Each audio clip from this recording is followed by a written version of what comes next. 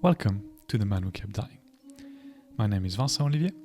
I am the author of the novel The Man Who Kept Dying, and I am the man who kept dying. Today's video is video number 3 of the 3-part video I wanted to make to wrap up all the concepts highlighted in the novel. And if you haven't watched the first 2 videos already, the first one was about reincarnation, the second one was about time.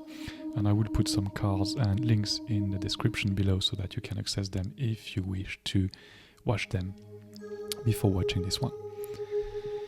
In this one, as you will have seen from the title and the thumbnail, we are going to cover the topic of enlightenment.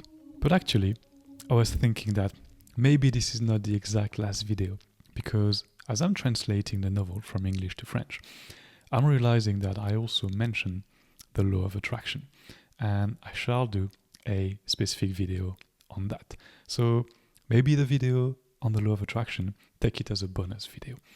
Of course, there will be more videos once we have wrapped up all those concepts with regards to the man who kept dying. I'll mention more of it towards the end of this very specific video. So, enlightenment. What is enlightenment? You might have heard about enlightenment or enlightened beings, but you might not necessarily know exactly what it means. As I explained in my previous video on time, no, that was on reincarnation actually. As I explained in my previous video on reincarnation or about reincarnation, enlightenment is just about realizing that there's more to your reality than meets the eye. And actually, that you're not just mind and body, but you are mind, body, and spirit. And examples of enlightened beings that would come to mind right away would be Buddha, also known as Gautama. Hopefully I'm pronouncing that correctly. But also Yeshua. I don't like to say Jesus, I prefer to say Yeshua because the real name was Yeshua, not Jesus.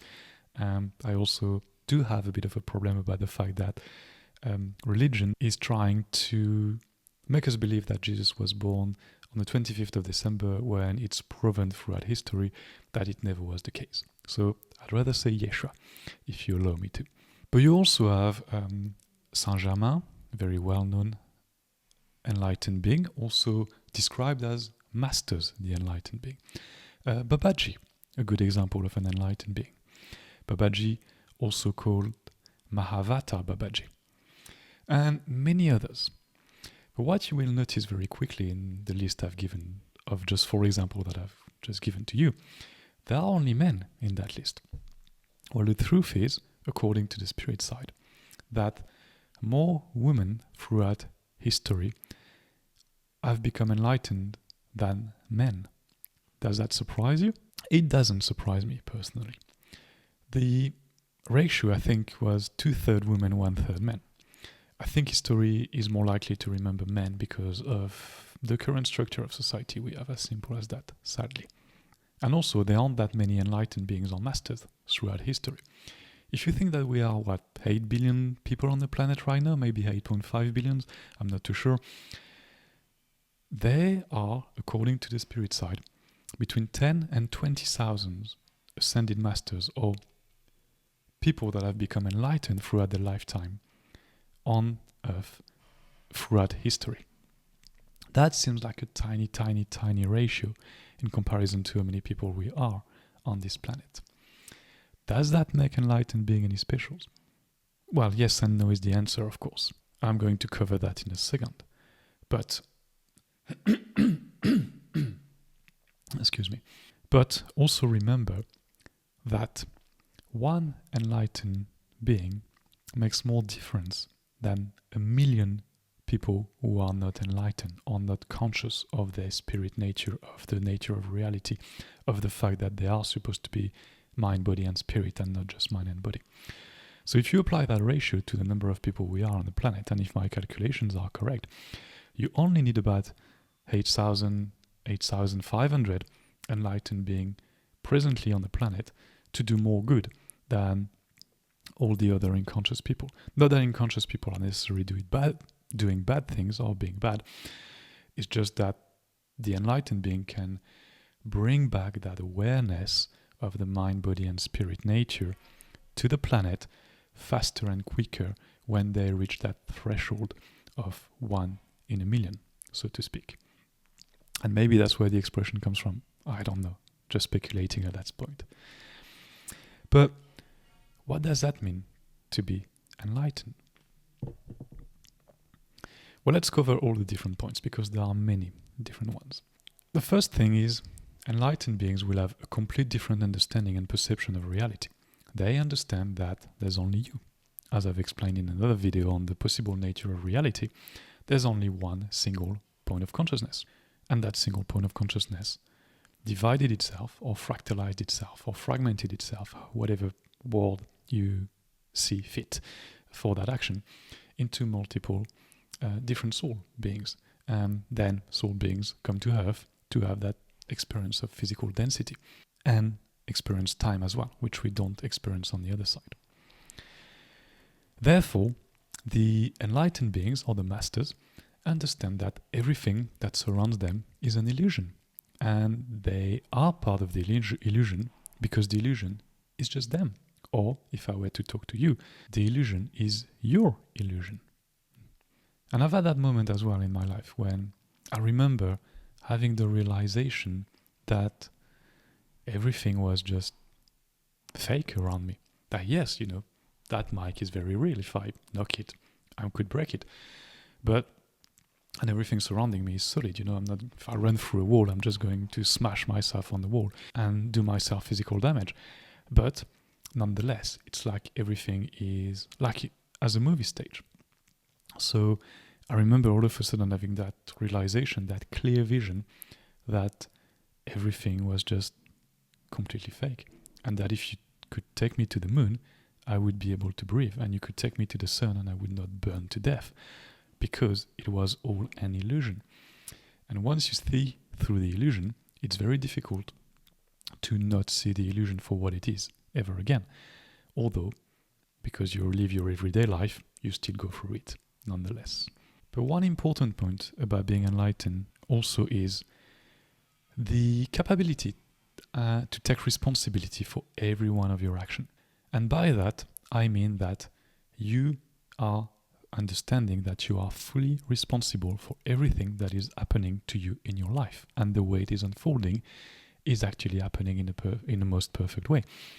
So, enlightened beings, you will find, there are no victims among masters or among enlightened beings, because they do understand that anything that happened, they brought that upon them.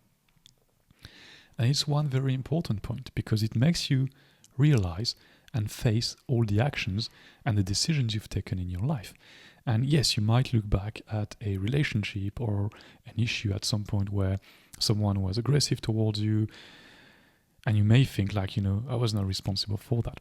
Well, the fact is, as an enlightened being, you will start to understand that actually you were in that energy when it was a match for someone to be aggressive towards you. Why? Because maybe you needed to learn something, or you needed to transcend that situation so that it never happens to you again. Because now you understand that you live in a higher vibration, because you're enlightened, in which aggression from other people doesn't need to take place. Now, I'm not saying that it won't ever take place, but your attitude towards it will be so different that it's less likely to take place. And if it starts taking place, it will never end up the way it used to, for example. So that's why you understand. Every action, past, present, future, you are fully responsible for what is happening. And what I'm going to say might even be a bit shocking or difficult to understand for some. But even Yeshua understood that being crucified was of his own choosing. Now, the story behind Yeshua, if you study it, is slightly different. He came here as a need to wake up humanity and to sort of plant some seeds that have started to bloom in the past few years and that are going to make beautiful flowers in the coming years. And that's the other point of masters or enlightened being. They understand that everything is always unfolding in the most perfect way. And even if the planet was to blow up tomorrow, or a natural catastrophe was to happen, because someone was to become enlightened, that person would understand that actually it was the best path or it was the best course of action for everyone on the planet, because that's what the consciousness wanted at that point, the collective consciousness. So that's the understanding enlightened beings live by. One last thing about being enlightened is that you will find that masters never interfere or meddle with anyone's life. And that's because they understand that everyone is going through their own story and everyone's going through their own journey. And one should never judge where anyone is on that journey. That's the reason why enlightened beings, you will never find them doing cause fighting. Enlightened beings don't really care about climate change because they know that humans will take care about climate change, and that climate change is just one way from the essence or the spirit of Earth to let people know that they need to take better care of the planet. It's not for the masters or the enlightened being to do cause fighting for that. They are aware of it, but they also know that it is going to change. In the exact same way, enlightened beings never pick side because they understand that by picking side, you go right back into duality. And duality is the illusion of this planet, is to make you believe that there's a left and there's a right, there's a up and there's a down, there's a hot and there's a cold. And therefore, you have to pick side. If there's a war, you need to be on one side or the other side. One side has to be the bad side, the other side has to be the good side. But the enlightened beings understand one thing. It is that they have been both sides in their other lives. And even what you deem as bad has some good in it, and what you deem as good has some bad in it. It's just a balance, and sometimes an imbalance that creates a war, a conflict, a fight. The masters take no side because they know full well that by picking side, you go right back into that duality element of casting stones at other people. The masters will know that it is part of the evolution of people picking sides, and they have to pick side until they pick side no more and realize that conflict and war and fighting is absolutely unnecessary, and that it is because you are so embedded into the illusion that you are missing the point, and therefore you believe that you have to do all these things. I know it sounds very decorrelated to the human lives we are living, and that's why sometimes if you encounter someone who's an enlightened being, and if you ask for help, they will be happy to help. That's the only moment enlightened beings are happy to step in. However, you might not like what they have to say to you, because the enlightened beings can be a bit blunt or can tell you right to your face what is really happening with you, because they see right through all the time. So this is all it takes to be an enlightened being. If you're still with me at that moment of the video, and you may want to know how you can become enlightened, well, usually there are two steps. And the first step is that moment of realization, that awareness, that haha moment that it is all an illusion and that there's more to life that meets the eye, and that you have a spirit nature, and that you should be mind, body, and spirit, and not just mind and body. That moment of awareness, realization, will often happen through a near-death experience, an out-of-body experience, a lucid dream, but also, and more rarely so, a haha moment. That is the first step to enlightenment. And you can stay at that stage for as long as you need. And sometimes it could be years for some people. Just that knowingness that there is something more, but not really tapping into it. But if you really push through with enlightenment, there is a second stage, or a second step to that process. And the second step is the integration of all the parameters that are making your reality, and all the parameters that are making the spirit side, and all your history, and why Earth was created, and why you're here, and why Earth is the way it is, and what you're supposed to be doing there on the planet, and why did you come to Earth, and what was life before, and what will be life in the future. Everything becomes extremely clear and almost crystal clear and transparent to you. That integration, however, is not necessarily a smooth process, because you will have to face all your fears. You will have to face all your actions. You will have to face all the times that you played the game of the victim, realizing that you were just playing a game.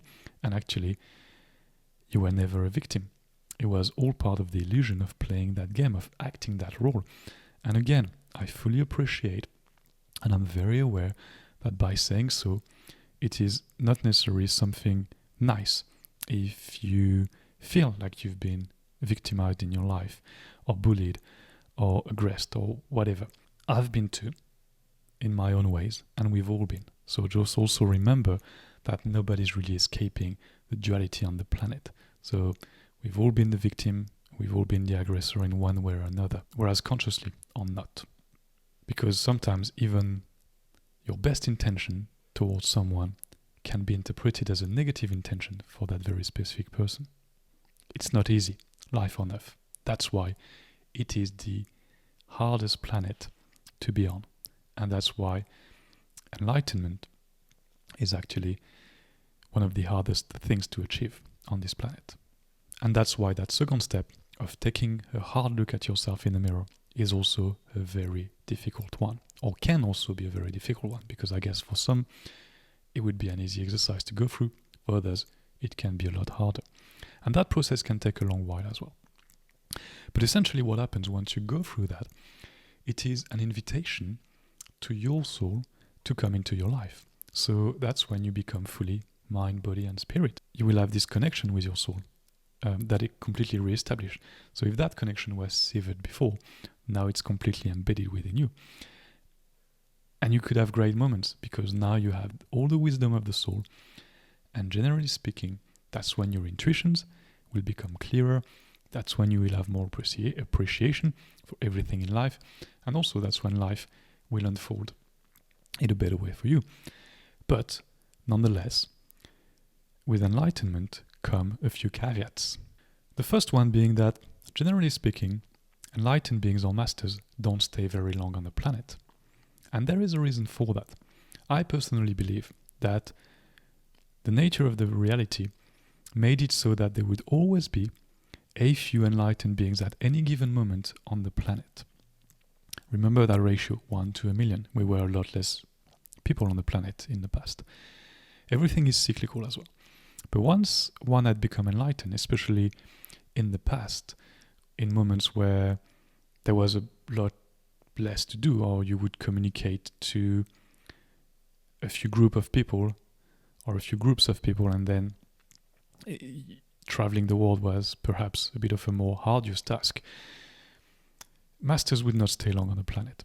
The record, according to the spirit side, is held by an ascended master named Kuthumi, who, if I recall correctly, became enlightened in the 1700s in the UK. He was Indian and he stayed 23 years on the planet.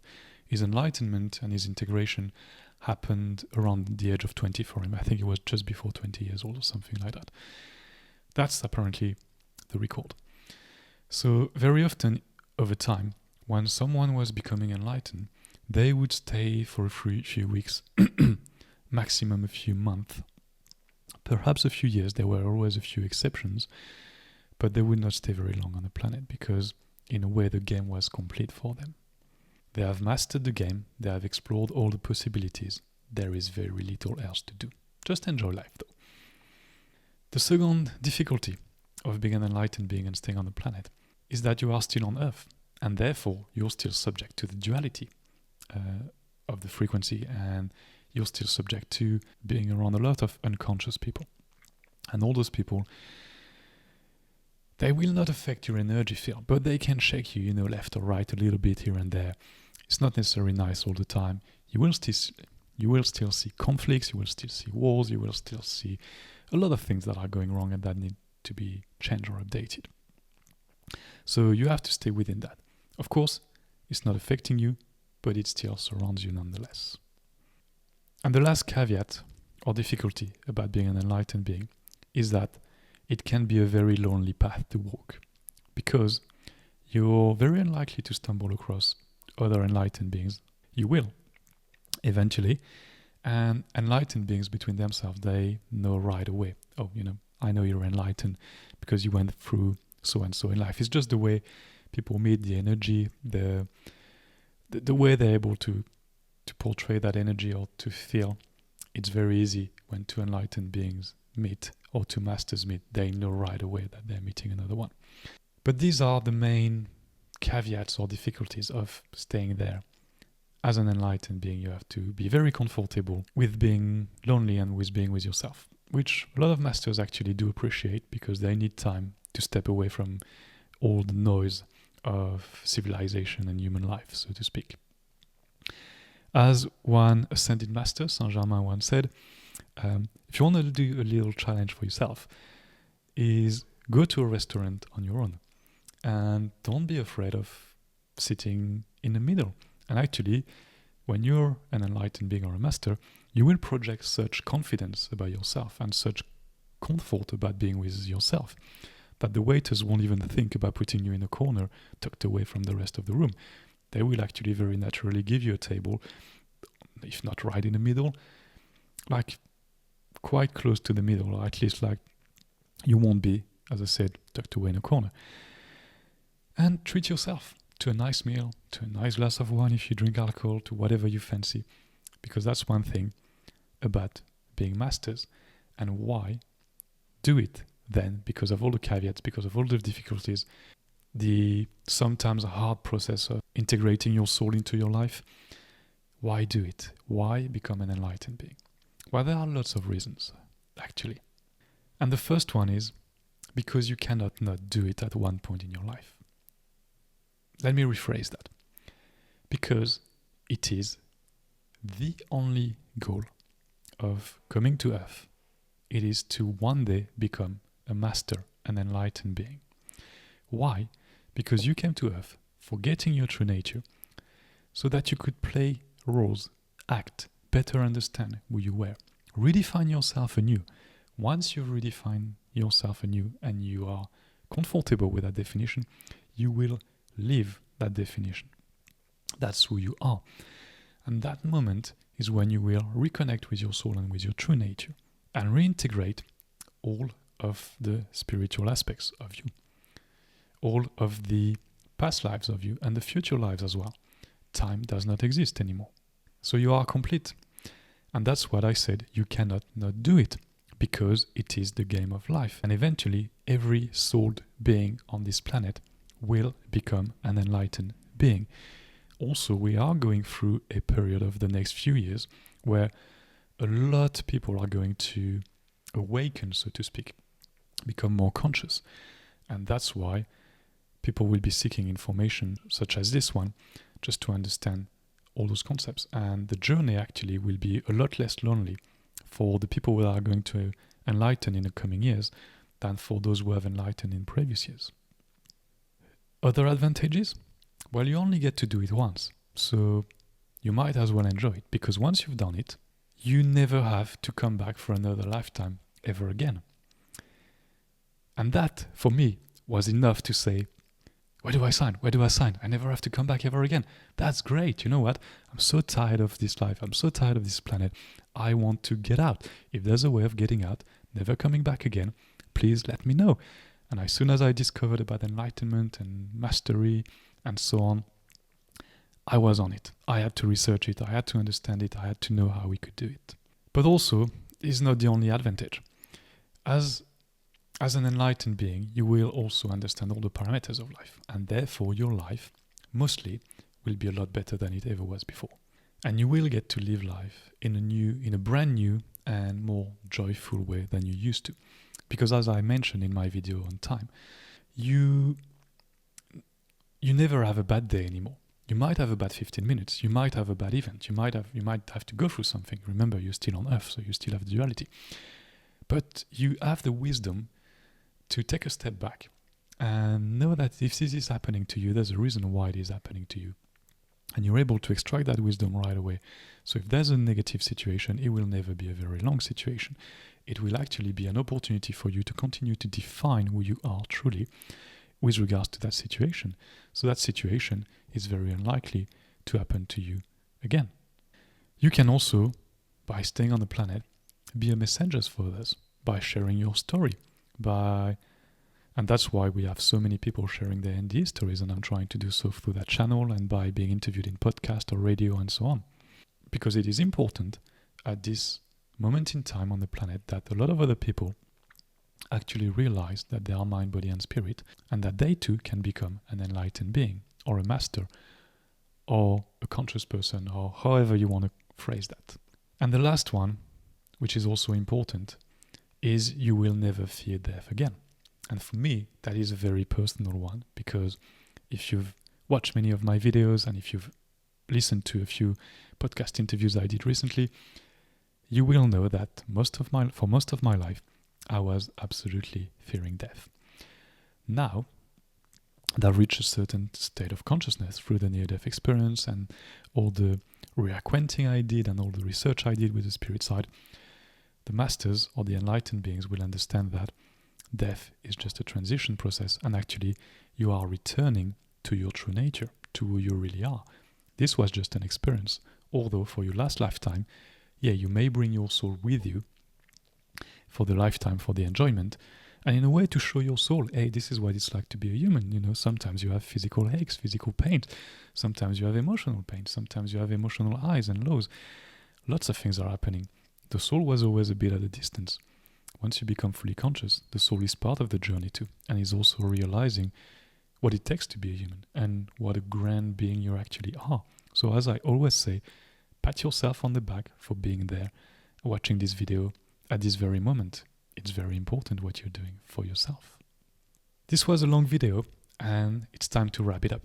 So in conclusion, what do you do once you are an enlightened being? Well, it's all about enjoying life and living in joy. And one thing you will notice about masters or enlightened beings is that they put no limitations on themselves.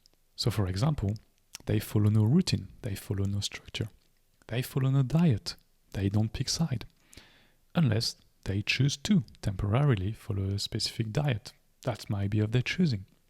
But that choice will always be a conscious choice or a preference. For example, someone will say, I prefer to go plant-based. Happy days. Another conscious beings could say, well, I still want to enjoy meat, or I still like to enjoy meat from time to time. Doesn't make them good or bad. It's just their preference. And my take on the ones who do enjoy meat is also that they know full well that within the next few years, humanity will also make a shift and is very unlikely to want to have animal food again, or at least the majority of the population, not everyone. It still is a planet on which you get to experience free will. Oh, and one thing about masters too, they can swear quite a lot. And that's their way of being, because in a way they are still human. And as I like to say quite often, F you universe, but also I love you universe. It's duality. I know full well that when I say that, there's a lot of humor within that, because when I say F you universe, I'm basically saying F you to myself. Kudos to you if you've made it through this video, because I realized it is quite a long one. But in a way, it was the last video I wanted to make on all the concepts I've covered in the novel The Man Who Kept Dying. And again, maybe it's a good moment to mention that I decided I could have written a book, just telling my NDE and all the concepts I reconnected to afterwards. But I decided to write a story, a fiction. And the reason why I decided to do so was because sometimes telling things through a story makes a lot more sense. Yes, there are countless people who have told about their ND experience, but that I can do on a podcast, that I can do on a radio interview, that I could do on a TV interview. The story of the man who kept dying is something in which I really infused and put all my energy into it.